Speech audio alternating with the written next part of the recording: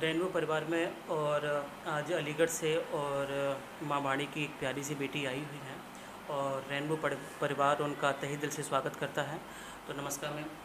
बहुत बहुत प्रणाम अ, आपको। मैम, आप लगभग विगत वर्षों से और शैक्षिक कार्य कर रहे जी। हैं और मैं बता दूं कि मैम का जो पूरा नाम है वो पूनम शर्मा पूर्णिमा जी है और अध्यापन कार्य शैक्षिक कार्य कर रहे हैं और कहीं ना कहीं सामाजिक मुद्दों पर भी हम लोग बात करेंगे और साहित्य से संबंधित भी हम मुद्दों पर बात करेंगे। तो मैम सबसे पहले एक छोटा सा प्रश्न है कि लगभग साहित्य की जीवन की आपकी कैसे शुरुआत हुई करियर की? मेरे साहित्यिक जीवन की जो शुरुआत है वो यूँ कहूँ कि शायद ये जन्मजात एक गुण भगवान की कृपा से या माँ शारदे की कृपा से मुझे जी प्राप्त हुआ है। तो मैं बहुत छोटी थी, जी लगभग 13 साल, मान लीजिए 13-14 साल। जी। उस दौरान मैंने लिखना शुरू किया था। अच्छा। और ये जो ड्यूरेशन था, मेरी 13 और 14 साल वाली उम्र, इस ड्यूरेशन में मेरे फादर आर्मी में रहे हैं। जी। Army person, retired army person हैं।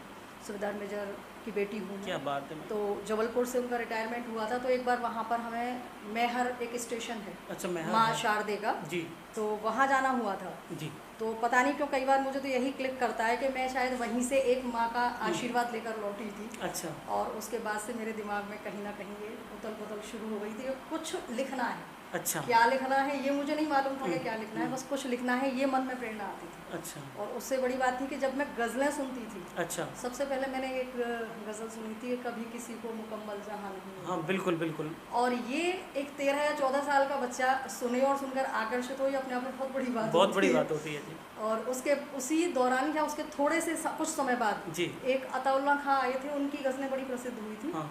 तो शायद ये उसके 2 या 3 साल बाद की बात है। जी तो जब इनको मैं सुना करती थी, अच्छा सिला दिया तूने मेरे प्यार का, या एक दो और भी उनकी इस तरह की थी, तो मेरे अंदर ऐसा पता नहीं क्या होता था, मैं उस आवाज़ के साथ साथ साथ साथ मतलब ऐसा लगता था कि मुझे वहाँ जाना है जहाँ ये से आवाज़ आ रही है। क्या बात है। मुझे वो जा कर के देखना है, ये कौन गा रहा है, क्यों गा रहा है, किस लिए गा रहा है। यही सबसे पहले उसके साथ हुआ कि कभी किसी को मुकम्मल, और वो जहाँ नहीं चीज़ मिलता। मेरे मतलब एक टीस भी अंदर से होती थी। अब मुझे क्या था, कैसा था, ये क्यों था, मुझे इस बारे में कुछ नहीं पता पता। नहीं है, लेकिन इससे ये लगता है मुझे कि ये जन्मजात कुछ था, एक दर्द जो काव्य के माध्यम से हाँ बड़े होते होते बाहर आ गया। हाँ। जी, एक साहित्य का आकर्षण था। हाँ, ये क्या था मुझे नहीं मालूम। लिखती थी मैं, जी। लिखती थी और छिपा दिया करती थी। परिवार से डर लगता था कि अग्रसर है जी तो वो ज़्यादा बेटर है, और यदि वो कहीं गाने में, बजाने में, या इस तरह के जो सांस्कृतिक प्रोग्राम हैं, या कोई क्रिएटिविटी है बच्चे के अंदर, जी।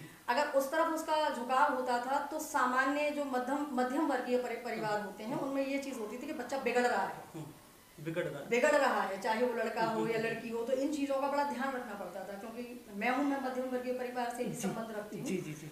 तो लिखती थी और लिखकर छिपा देती थी। सबसे पहली जो मुझे कहीं पंक्ति याद आती है, वो मैंने लिखा था, मौसम बदल गया, दुनिया बदल गई, मौसम हमारे प्यार, मतलब ये कहीं कहीं मुझे याद आ रहा है, ऐसा कुछ लिखा। जो कहते हैं ना, छोटे बच्चे के मन में एक परिकल्पना होती है अपने जीवन को लेकर। ये उम्र ऐसी होती है कि जहाँ हम शायद आकर्षित भी हो रहे होते हैं कहीं ना कहीं, कहते हैं ना, किसी दूसरे व्यक्ति के प्रति। तो उस समय सिर्फ काल्पनिक ही चीज़ें होती थी, विषयगत तो लिखना पॉसिबल नहीं होता था, तो हम ऐसी ही चीज़ें कर कुछ ना कुछ लिखते थे। एक उसी दौरान मैंने शायद कुछ कहानियाँ भी लिखी थी। अच्छा। एक सीरियल आया करता था, तो उसमें मैंने देखा था कि मेरी ही अपनी एज ग्रुप की लड़की कहानी लिखती थी, तो उसे देखकर मैं इंस्पायर हुई, मुझे कहानी लिखनी चाहिए। तो जो हमारी दादी नानी सुनाती थी, तो फिर मैं क्या करती थी, मेरे को कल्पना तो उस समय इतनी नहीं थी, तो मैं उनको ही लिख लिया करती थी। अच्छा। उन कहानियों को लिख लिया करती थी। तो उसके बाद बस यही हुआ, 13, 14 और 15 साल तक आते आते 16 साल में मैंने सबसे पहले एक पूरा कंप्लीट गीत लिखा था। और मेरे साथ मेरी एक फ्रेंड थी, जो कि मेरे से सीनियर थी, लेकिन मेरी फ्रेंड थी, और उसको इंग्लिश, हिंदी और उर्दू पर बहुत अच्छी कमाल थी। तो जब मैंने उसको बोला, वो भी लिखती थी, वो कुछ गद्य कविताएं लिखती थी, तो उसने मेरे को अपनी दिखाई, तो मैंने भी कहा मेरा मन बहुत करता है लिखने का, बट मैं लिख नहीं पाती। बोले लिख। तो मैंने जो पहला लिखा था वो पूरा, तो उसमें मेरी पहली लाइन थी, उल्फत न सही मोहब्बत ही सही, तुमने कैसा हंसी हमको तोहफा दिया, आज रोती भी हूँ आज हंसती भी हूँ, तुमने दिल से जुदा हमको क्यों कर दिया। ये मैंने लिखा था। इसके आगे का मुझे याद नहीं रहे, क्योंकि वो भी मैंने छुपाया था, तो वो मेरी कहीं खो गई, मैंने बहुत ढूंढी।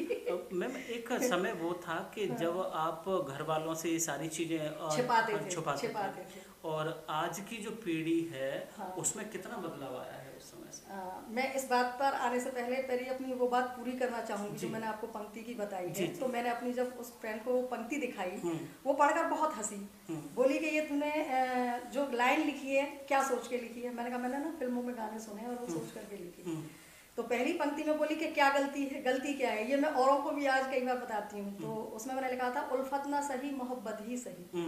तो उसने मुझे उस समय गाइड किया था जबकि वो मेरे से बहुत ज्यादा बड़ी नहीं थी। बोली एक ही लाइन में ये पर्याय हैं, उल्फत और मोहब्बत एक चीज, एक ही शब्द के, एक ही भाव की दो चीजें हैं। प्रेम कह लीजिए, प्यार कह लीजिए, उल्फत। तो बोली एक ही लाइन में दोनों चीज नहीं आ सकती।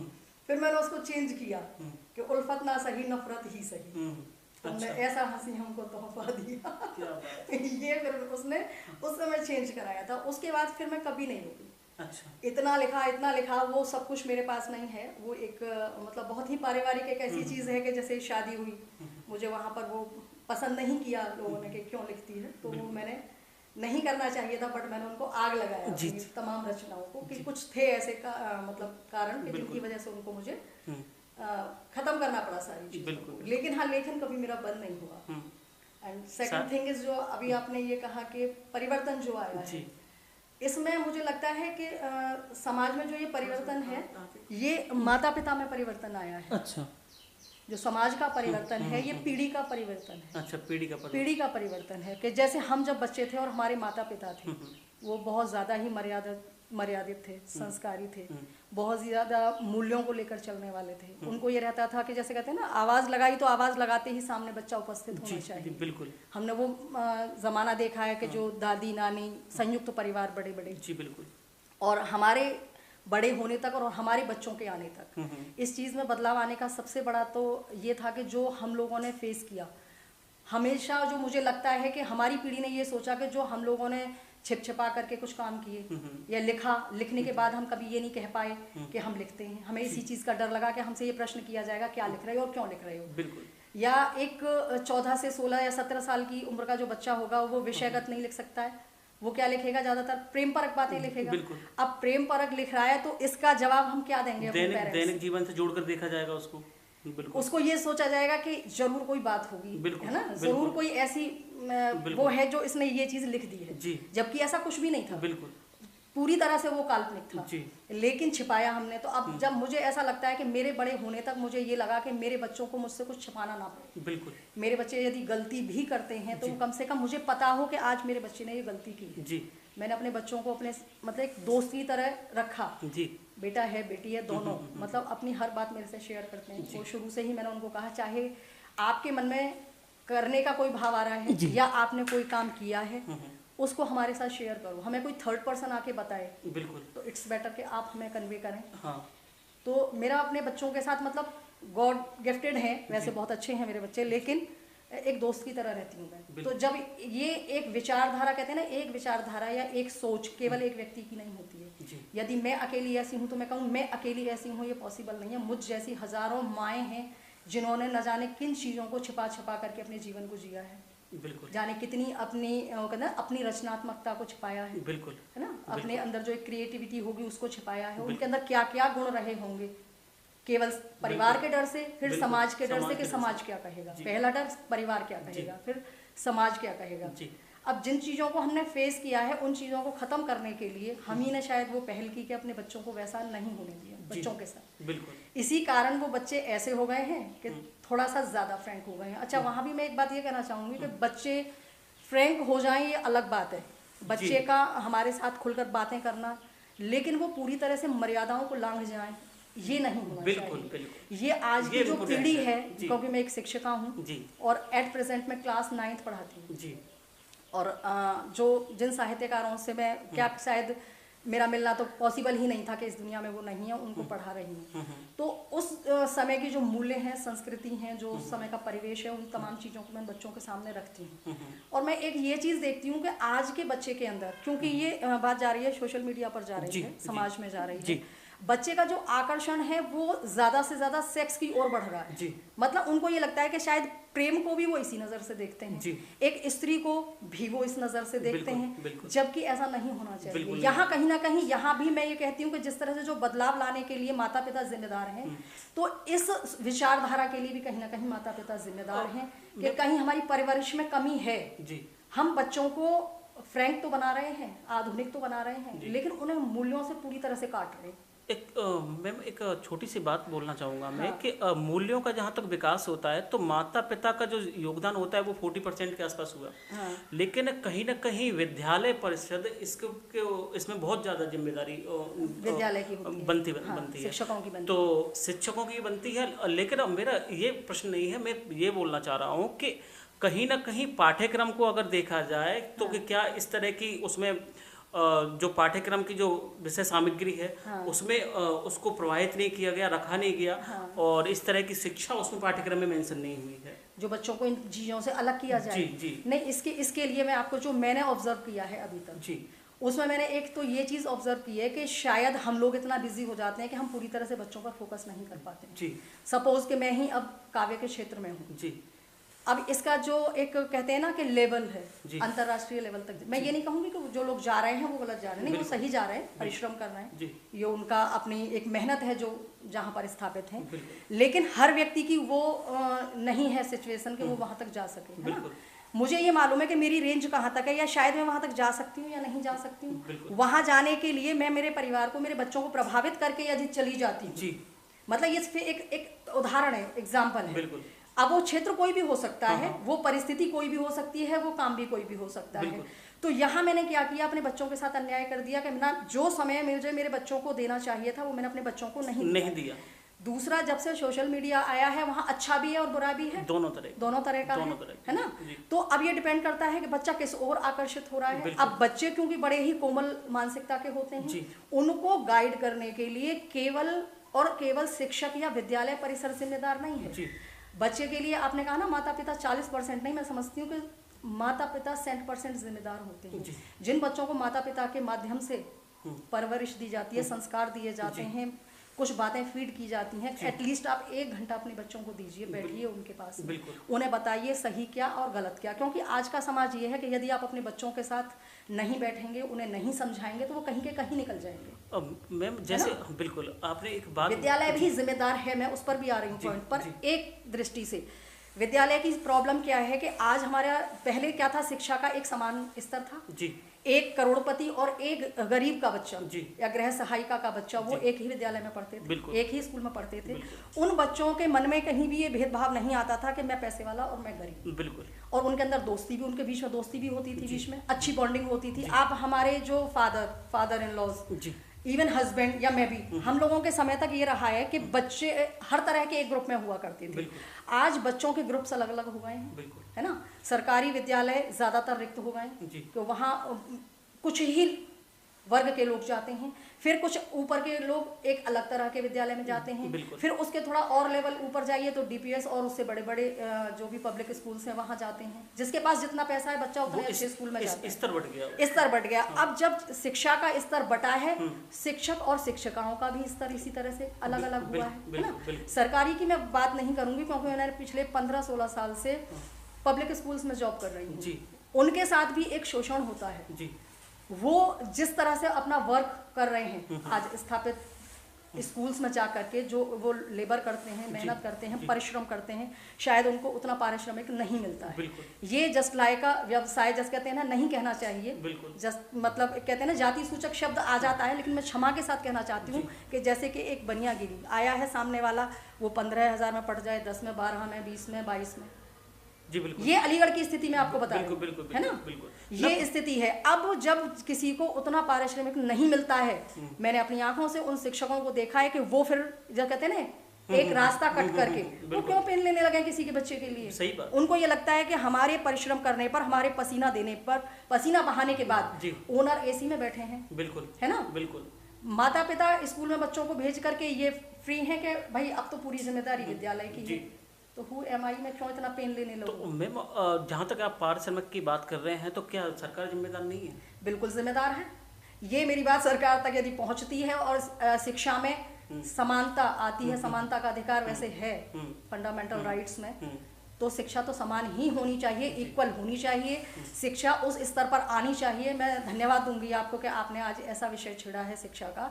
शिक्षा जब तक एक ग्राउंड पर एक सभी के लिए समान शिक्षा नहीं होगी, बिल्कुल समान रूप से बच्चे शिक्षित नहीं होंगे, चाहे वो किसी का भी बच्चा है, तब तक मुझे नहीं लग रहा कि आने वाला समय फिर हमारे लिए सुरक्षित है या हमारे बच्चों के लिए सुरक्षित है। माता पिता शिक्षकों को ब्लेम करते रहें, शिक्षक किसी और को ब्लेम करते रहें, फिर यही चलता रहेगा। वो कहते हैं ना, चूहे बिल्ली वाला खेल चल रहा है पब्लिक स्कूल्स में, जो मैंने देखा बिल्कुल चल रहा है डिस्ट्रिक्ट लेवल पे। मैं इससे ऊपर भी नहीं जा रही हूँ, मैं वहीं की बात कर रही हूँ जहां मैं रह रही हूँ, ठीक है।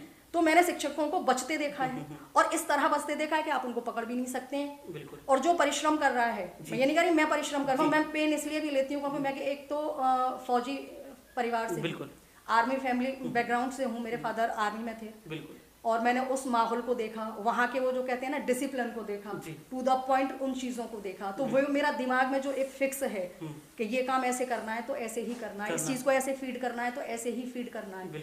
और कितने ही जगह मैं अपने आप को वहाँ अकेला पाती हूँ कि मैं अकेली पड़ जाती हूँ और मैं अकेली होती हूँ जो उन चीज़ों को फीड कर रही होती हूँ। मैक्सिमम टीचर्स का मैं ब्लेम नहीं करती हूँ, हो सकता है कि इस चीज़ पर मेरे पीछे कोई ऐसी चीज़ आए मुझे सुनने के लिए कि काफ़ी लोग, क्योंकि होता क्या है, जितनी ईमानदारी से ईमानदार अपने ग्रुप को लेकर के ईमानदारी को मेंटेन नहीं कर पाता है, उससे कहीं ज्यादा ईमानदारी से बेईमान अपने ग्रुप को मेंटेन करता है। और इन चीजों को मैं अपनी आंखों, मैंने कल ही कुछ ऐसा देखा है, परसों ही कुछ ऐसा, मैं एवरीडे अपने स्कूल में कुछ ना कुछ ऐसा देखती हूँ। सही बात है कि उस चीज को देख के मुझे इतनी तकलीफ होती है कि ये विद्यालय में ये चीजें नहीं होनी चाहिए, नहीं होनी चाहिए, है ना। बच्चा अगर घूम रहा है, गलत रास्ते पर जा रहा है, क्योंकि मुझे उससे ट्यूशन और ट्यूशन से फिर पैसे चाहिए, तो मैं उसको अच्छी लगने वाली बातें कहती हूँ, ना कि मैं उसको ये बताती हूँ कि बेटा जो तुम कर रहे हो ये गलत कर रहे हो।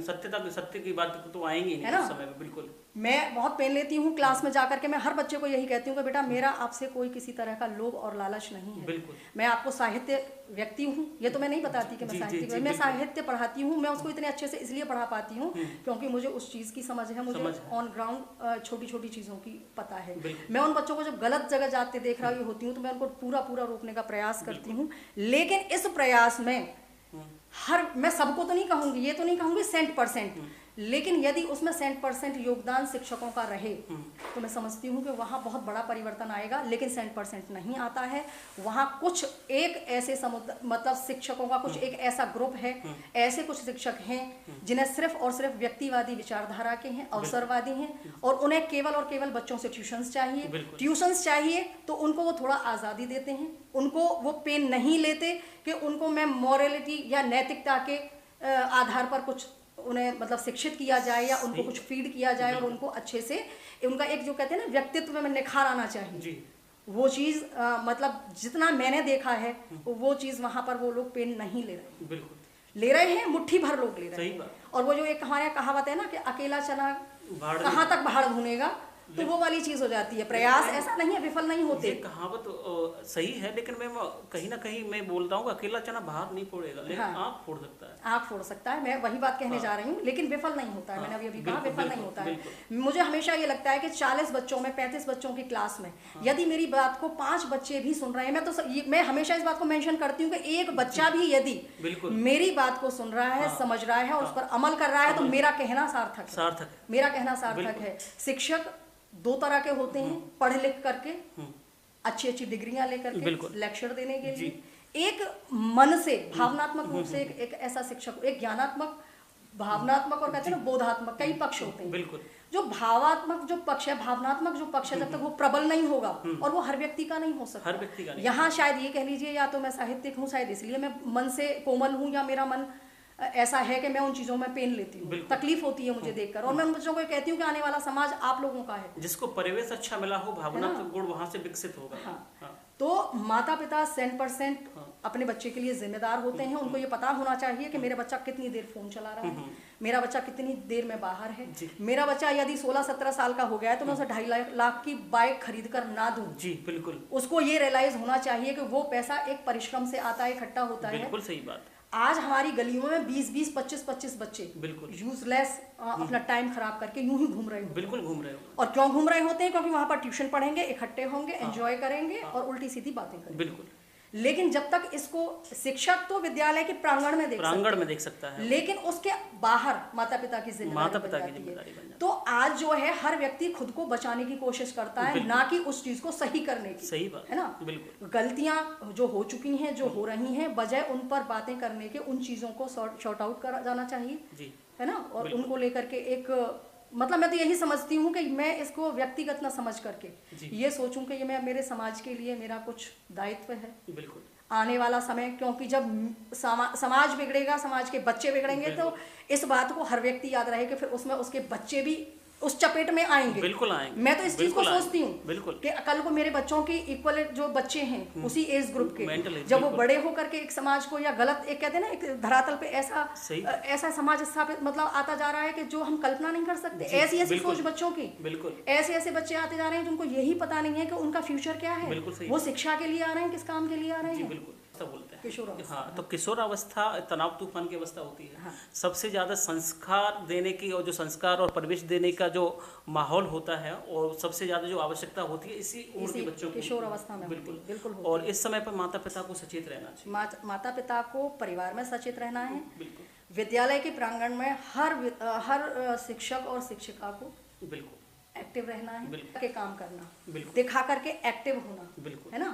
तो उससे क्या होता है, जो परिवार के बड़े लोग होते हैं वो उस चीज को देख रहे होते हैं, अरे वाह हमारी तो बहू बहुत कमेडी है जी, होता है ना। बिल्कुल। अरे हमारे सामने उसने बर्तन माजे थे, कपड़े धोए थे, ये किया था, है ना। ये चाहे वो फिर करे ना करे, चाहे वो अपनी जिम्मेदारी निभाए, रत्ती भर निभाए, लेकिन दिखा करके जी। वहीं एक जो निष्ठावान बहू है, जो पूरी ईमानदारी से, पूरे तहे दिल से परिवार के लिए काम कर रही है, तो उसका क्या होता है, वो ये जरूरी नहीं समझेगी कि मुझे काम करते हुए मेरे परिवार का कोई सदस्य देखे या न देखे। उसको केवल और केवल करने से मतलब होगा कि मुझे मेरा काम करना है, क्योंकि ये मेरा परिवार है, मेरा दायित्व है ना। तो वो क्या करती है, वो दिखाना जरूरी नहीं समझती है, लेकिन वो दिल से काम कर रही होती है और सारे काम उससे ज्यादा कर रही होती है। लेकिन तारीफ किसको मिल रही होती है, जो दिखा करके कर रहा होता है। लेकिन ये जो प्रचलन है मैम, ये परिवार तक सीमित नहीं है। ये परिवार तक नहीं है। हाँ, यही सिस्टम में आ चुका है, यही शिक्षा में आ चुका है, यही विद्यालय में आ चुका है।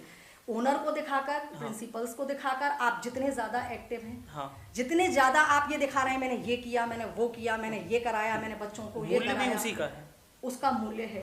चाहे वहां पर बच्चों के मूल्यों का क्षरण हो रहा है, चाहे बच्चों के चरित्र का क्षरण हो रहा है, लेकिन उसको तो तारीफ मिल रही है, जो दिखा करके अपना सारा काम कर रहे हैं, और जो पूरी निष्ठा से, पूरी ईमानदारी से अपना 100% दे रहा है, पसीना बहा रहा है, जो बच्चों को ये बता रहा है बेटा ये गलत और ये सही है, उसकी न शोषण हो रहा है। क्योंकि उसका साथ क्या हो रहा है कि वो शोषण तो चलिए अपना नहीं होने देगा, जो इतना जानता है कि सही क्या और गलत क्या, बट उसके लिए ये पैनिक है, दर्दनाक है कि वो ये देख रहा होता है कि मैं कैसे, क्योंकि उसको ये मालूम होता है कि मैं क्या कर रहा हूँ और सामने वाला क्या कर रहा है। उसके लिए वो तकलीफ, मतलब कहते हैं ना कि वेदना है कि हाँ, उसके लिए ये जो है दर्द की बात, बिल्कुल परेशान हो रहा होता है वो, और या फिर वो हंस रहा होता है। मेरे साथ भी ये होता है कि या तो मेरा मूड खराब हो जाता है या मुझे हंसी आ रही होती है, मगर देखो इसको समाज कहते हैं, यही है दिखावे की संस्कृति, ये चाटुकारिता होती है। और यह अगर कोई ये कहे कि इस चीज को शायद मैं मन से क्या, हम लोग जो पढ़ते हैं, जो लिखते हैं, जो देखते हैं जी, वही हम शायद बोल रहे होते हैं। बिल्कुल। अभी मैं हाल ही में एक चैप्टर पढ़ा रही हूँ श्यामा शरण दुबे जी का, वो है उपभोक्तावाद की संस्कृति जी। वो किस दौर में उन्होंने लिखा है, किन परिस्थितियों को देखकर लिखा है, मुझे नहीं पता, लेकिन जो उन्होंने एक चिंताजनक बात कही है, उसमें कई सेंटेंसेस ऐसे आए हैं कि दिखावे की संस्कृति, जिस दिन दिखावे की संस्कृति पूरी तरह से समाज में स्थापित हो जाएगी, उस दिन हमारा समाज गर्त में चला जाएगा। वो चीज स्थापित हो चुकी है। उन्होंने जो चिंता व्यक्त की थी, कब की थी मुझे नहीं मालूम, वो कब व्यक्त की थी, कब उन्होंने वो चैप्टर लिखा है, किस अपनी पुस्तक में लिखा है, कहाँ से वो हमारे पाठ्यक्रम में आया है। मैं बच्चों को वो चीज बता रही होती है, चमक दमक की संस्कृति, दिखावे की संस्कृति, मोड़ की संस्कृति। आज शायद जो हम जीवन जीते हैं, वो अपने लिए कम जीकर दूसरे के लिए ज्यादा जीते। बिल्कुल, कि मैं जाऊं और मैं दूसरे को प्रभावित करने की, दूसरों से हम प्रभावित भी होते हैं कि वो मैं ये सारी चीजें बच्चों को बहुत बारीकी से समझा रही हूँ। मैंने देखा, कहते हैं ना कि हिंदी का ऐसा सब्जेक्ट है, मैं हिंदी विषय पढ़ाती हूँ कि उसमें बच्चे इंटरेस्ट नहीं लेते, लेकिन मैं अपनी तारीफ के लिए नहीं कह रही, लेकिन जिस समय मैं उसको एक्सप्लेन कर रही होती हूँ, पिन ड्रॉप साइलेंस होता है क्लास के अंदर, और बच्चे यूं ऐसे देख रहे होते हैं। बिल्कुल। और मैं उनको इन तमाम एक छोटी छोटी चीजों को बता रही हूँ। बिल्कुल। मुझे नहीं पता कि मैं उनको कितना फीड कर पाती हूँ, बट हाँ अपना 100% दे रही होती हूँ। लेकिन हाँ ये चीज मैंने जरूर देखा है, दिखावे की संस्कृति पूरी तरह से धरातल पर आ चुकी है। प्रत्येक मनुष्य इसमें लिप्त है। और ये जो संस्कृति उन्होंने जो चिंता व्यक्त की थी, आज वो चिंता अपना पूरा आकार पूरा रूप ले चुकी है। और इस आकार और इस रूप में जो सबसे ज्यादा लॉस हो रहा है आज हमारे बच्चों का हो रहा है, हमारे विद्यार्थियों का हो रहा है। मैं बस इतना ही कहना चाहूंगी कि आप कोई भी ये ना समझे कि मेरा बच्चा सुरक्षित है। मैं अपने बच्चे को, दूसरे के बच्चों के साथ मजाक करके मैं अपने बच्चों को सुरक्षित पाऊं, ऐसा कभी नहीं हो सकता।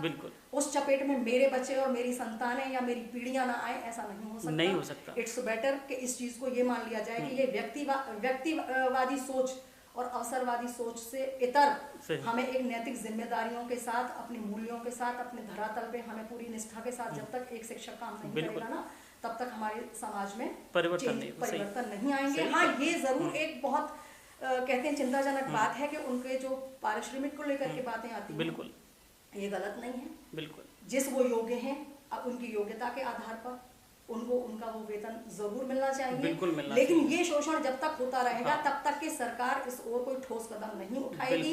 जब तक शिक्षा में समानता लेकर नहीं आएगी तब तक कुछ नहीं होगा। मुझे लगता है कि इक्वल हो जाने चाहिए, सरकारी और गैर सरकारी को मिलाकर, वो कहते हैं ना, इनको एकीकरण कर देना चाहिए इनका, और एक समान वेतन होना चाहिए गवर्नमेंट की ओर से। तो आज भी ये है कि टीजीटी को ये मिलेगा, पीजीटी को क्या वो मिलता है? नहीं मिलता। उसकी मैं आपको सबसे बड़ी बात ये बताती हूँ, हो सकता है मेरी नौकरी खतरे में आ जाए तो बेशक आ जाए। उसमें ये होता है कि एक संस्था 35-35 हजार 40 हजार तक दे रही होती है एक शिक्षक को, सिग्नेचर करा के और वापस उनसे उनको ले रही होती है। कैश में ले रही होती है या बैंक में नहीं लेते, पता चल जाएगा, कैश में ले रही होती है ना।